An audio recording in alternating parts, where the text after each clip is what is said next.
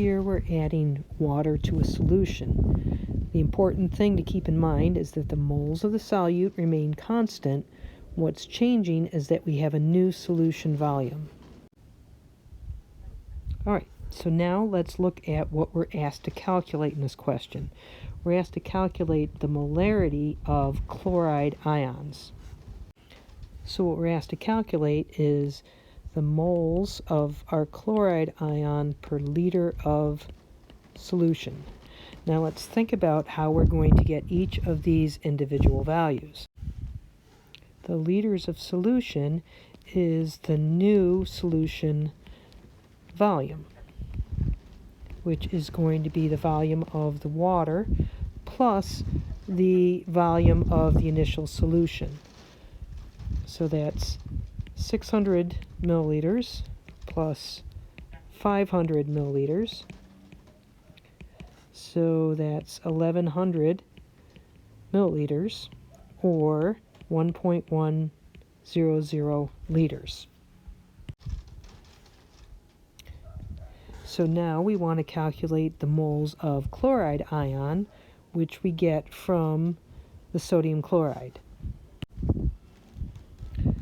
Now, the chloride ion comes from the sodium chloride, so we'll remind ourselves of the dissociation reaction.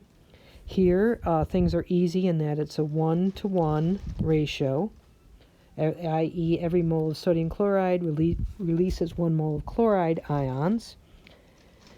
And so now this together means that we know what the concentration of the chloride ion is, i.e. the moles of chloride ion per liter of solution. And to get our moles of chloride ion, we simply multiply by the volume of solution, which is 500 milliliters, or 0.500 liters of solution. All right, so if we look at our units here, we see moles of sodium chloride are going to cancel out, and our liters of solution cancel out.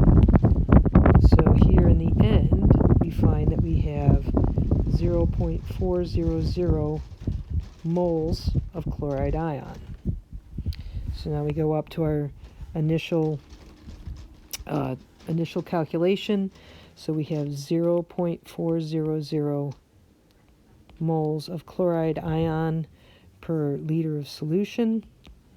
And we do our math, and this comes out to be 0.36364 moles per liter. Looking at sig figs, we're only going to be able to justify 3 sig figs, which means here we're going to have to add 1 to the last decimal when we drop this 6. So our final answer is 0.364 moles per liter.